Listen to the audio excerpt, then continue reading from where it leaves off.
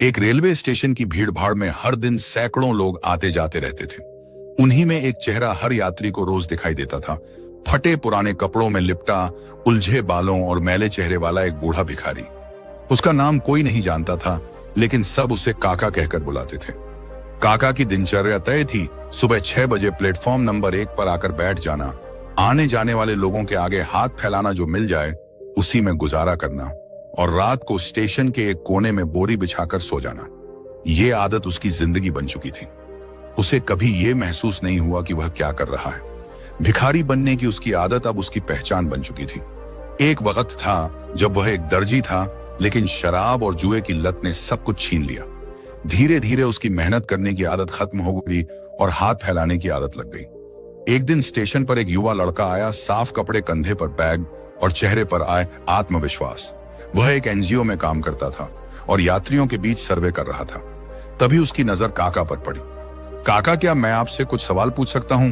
उस लड़के ने पूछा। क्या मिलेगा? काका ने ठंडी आवाज में पूछा। कुछ नहीं, बस बातें करनी है। लड़के ने काका के साथ बैठकर बातें शुरू की। उसने पूछा, आप पहले क्या करते थे? काका ने बताया, मैं दर्जी था।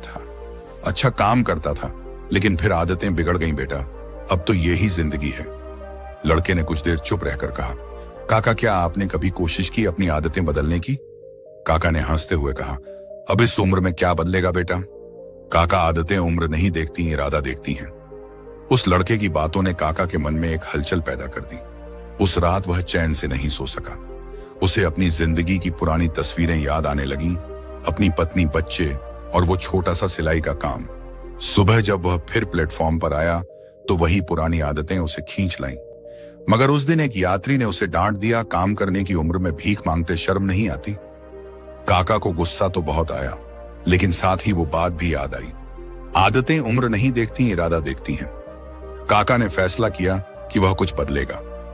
अगले दिन वह स्टेशन के पास एक पुराना सिलाई वाला दुकान खोजने निकल पड़ा। बहुत ढूंढने पर एक पुराने दर्जी से मिला जिसने कभी काका को सिलाई सिखाई थी। क्या मैं यहाँ कुछ दिन काम सीख सकता हूँ? काका ने झिझकते हुए पूछा।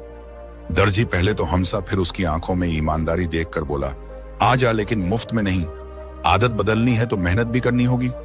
काका ने अगले दिन से पुराने सिलाई मशीन के पास बैठकर काम सीखना शुरू किया।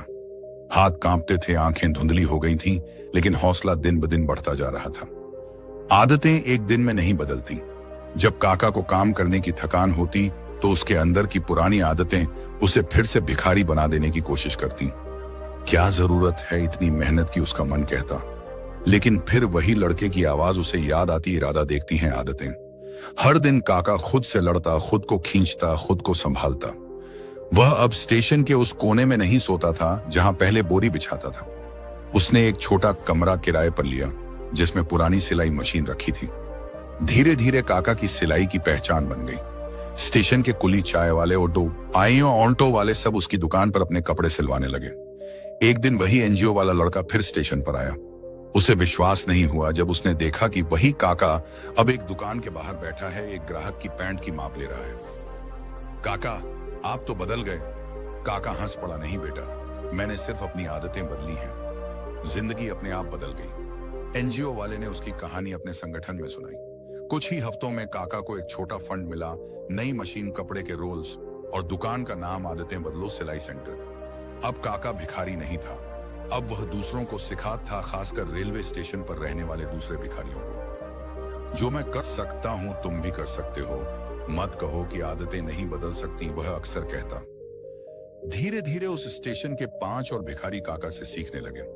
किसी ने चाय की दुकान शुरू की, किसी ने चप्पल बनाने का काम। काका अब अकेला नहीं था, वह एक आंदोलन बन चुका था। कई साल बीत गए। अब काका की दुकान एक छोटा वर्कशॉप बन चुकी थी। उसने अपने पुराने जैसे दिखने वाले 10 लोगों को काम पर रखा था। उसकी दुकान पर एक बोर्ड टंगा था, अगर आदतें बिगाड़ सकती हैं तो वही आदतें सुधार भी सकती हैं। और नीचे लिखा था, आदतें उम्र नहीं देखती, इरादा देखती हैं। इस कहानी से हमें ये सीख मिलती है, जिंदगी तब बदलती है जब हम अपनी आदतें बदलने का फैसला करते हैं। मेहनत की आदत बना लो, सफलता खुद चलकर आएगी। अगर कभी आपकी भी कोई आदत आपको पीछे खींचती रही हो और आपने उससे लड़ने की कोशिश की हो तो कमेंट करके बताएं। अगर ये कहानी आपको पसंद आई है तो इसे लाइक करें, शेयर करें और चैनल को सब्सक्राइब करना ना भूले। मिलते हैं नई वीडियो में। धन्यवाद।